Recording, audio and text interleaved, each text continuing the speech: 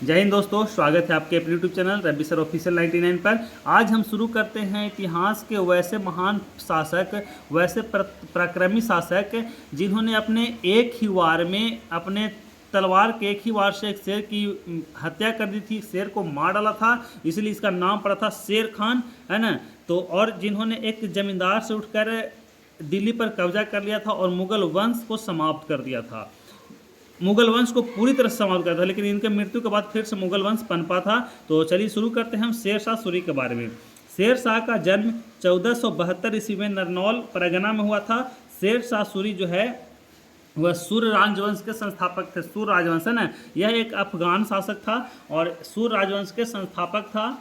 इसके बचपन का नाम फरीद खां था।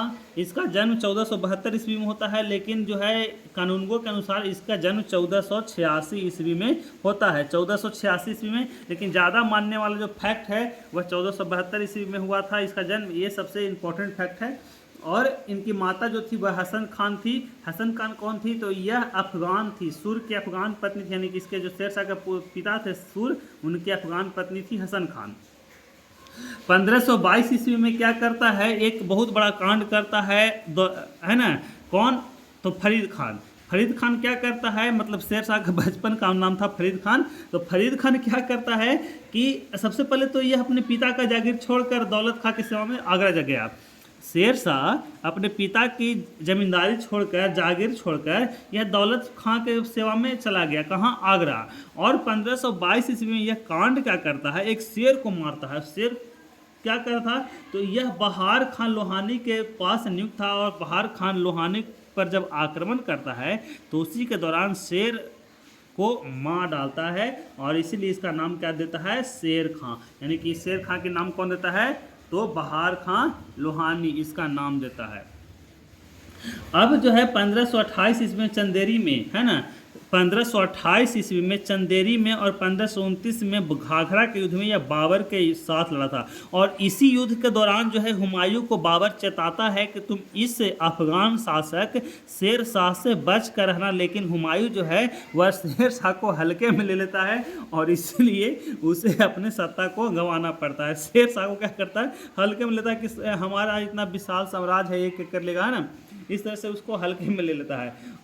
और उसी समय बाबर भांप जाता है। जब 1528 और 29 में यह बाबर का साथ देता है तो उस समय बाबर भांप जाता है कि एक बहुत ही प्रतापी सेनापति है और आगे चलकर इससे मुगल वंश को कोई न कोई समस्या जरूर होगा यदि इससे बच के नहीं रहा जाए तब। अब क्या होता है कि 1539 ईस्वी में, है ना, 1539 ईस्वी में यह हुमायूं को हराता है चौसा का युद्ध में। हमने हुमायूं के सीरीज में इसको कवर किया था। यदि हुमायूं के बारे में अधिक जानकारी जानना चाहते हैं, हुमायूं से संबंधित किसी प्रकार के क्वेश्चन या फैक्ट के बारे में जानना चाहते हैं, तो हमारा जो चैनल है रवि सर ऑफिशियल, इसी चैनल पर हुमायूं के बारे में जाकर अधिक से अधिक जानकारी उसके बारे में मैंने एक वीडियो बनाया है जिसमें हुमायूं के बारे में जितने भी इंपॉर्टेंट फैक्ट है सभी को मैंने कवर किया है। तो यदि अभी तक हमारे चैनल को नहीं सब्सक्राइब किए हैं तो जल्दी से जल्दी सब्सक्राइब कर लीजिए और वीडियो को लाइक करें। हम प्रयास करते हैं कि आपको कम समय में अधिक से अधिक जानकारी दे सकें।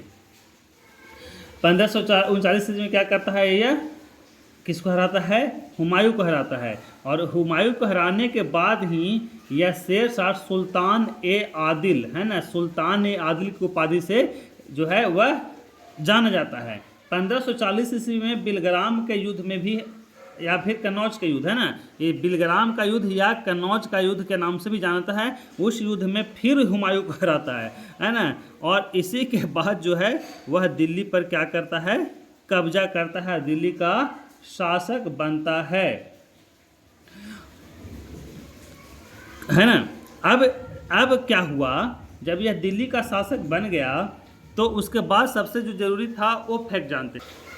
68 वर्ष की अवस्था में ना, देखिए 1540 में 68 वर्ष की अवस्था में गद्दी पर बैठ रहा है 38 वर्ष का बुढ़ा में इतना ताकत था कि इसने हुमायूं को हराया था, है ना। 1541 ईस्वी में गाखरों से बचने के लिए रोहतासगढ़ किला का निर्माण करता था। गाखर कौन था? तो गाखर जो थे लूटपाट करते थे और इसी से लूटपाट से बचने के लिए क्या किया इन्होंने, किला का ही निर्माण करवा दिया था ताकि लूटपाट करने वाला किले तक पहुंच ही ना पाए। 1542 ईस्वी में मालवा पर अधिकार करता है, यानी क्वेश्चन आ जाए कि शेरशाह सूरी ने मालवा पर कब अधिकार किया, तो 1542 ईस्वी में क्या किया, मालवा पर अधिकार किया। 1543 ईस्वी में रायसेन पर आक्रमण करता है और इस युद्ध में पुरनमल है ना, पुरनमल मारा जाता है। और इसके बाद पुरनमल के मरने के बाद वहाँ की जो स्त्रियाँ थी, वहाँ की जो रानियाँ थीं, वह क्या करती है, जौहर करती है। और क्या कह है ना, ये जो रायसेन आक्रमण है यह शेरशाह के लिए बहुत एक कलंक साबित होता है। क्यों कलंक साबित होता है, क्योंकि इतना प्रतापी शासक, इतना महान राजा धोखे से, है ना, धोखे से जीतता है रायसेन को, और इसीलिए इनके जीवन पर यह कलंक है। और इसमें जो है स्त्रियाँ जौहर करती है। ये जो पुरनमल कौन था, तो एक राजपूत शासक था जो रायसेन का था। 1544 ईस्वी में मारवाड़ पर आक्रमण करता है और मालदेव को हराया, है ना। 1544 ईस्वी में शेरशाह ने मालदेव को हराया। यानी कि कहने का मतलब है कि शेरशाह एक महत्वाकांक्षी राजा था, एक महत्वाकांक्षी शासक और पराक्रमी शासक था, जिन्होंने कई युद्धों में कई सेनाओं को, कई राजाओं को हराया, सेनापतियों को हराया। 1545 ईस्वी में, है ना, 1545 में यही जो किला था, कालिंजर का किला, इसी में शेरशाह की मृत्यु होती है। इसमें क्या था कि कालिंजर का जो शासक था कीरत सिंह, है ना, कीरत सिंह को नाचने वाली है ना, एक नाचने वाली दासी थी, इसी को देने से इनकार कर दिया था ना। कीरत सिंह ने नाचने वाली दासी को शेरशाह को देने से इनकार कर दिया था, और शेरशाह ने इसी के लिए कालिंजर के किले पर आक्रमण कर दिया था। और मतलब मृत्यु, है ना, मृत्यु कहीं भी बुला लेती है।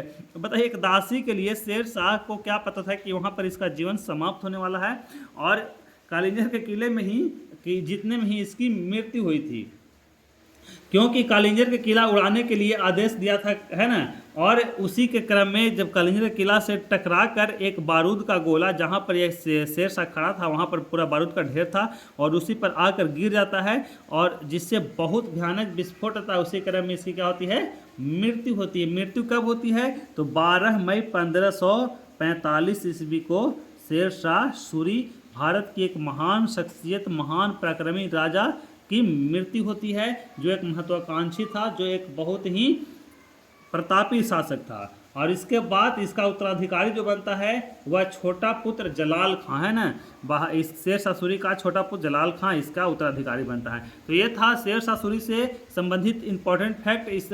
अब इसके बारे में ऐसा कोई भी क्वेश्चन नहीं है जिससे आप छूट पाए हैं या जो आपके नॉलेज में नहीं है। तो यदि अभी तक हमारे चैनल को सब्सक्राइब नहीं किए तो सब्सक्राइब कर लीजिए और अपने दोस्तों के पास इस वीडियो को शेयर कीजिए।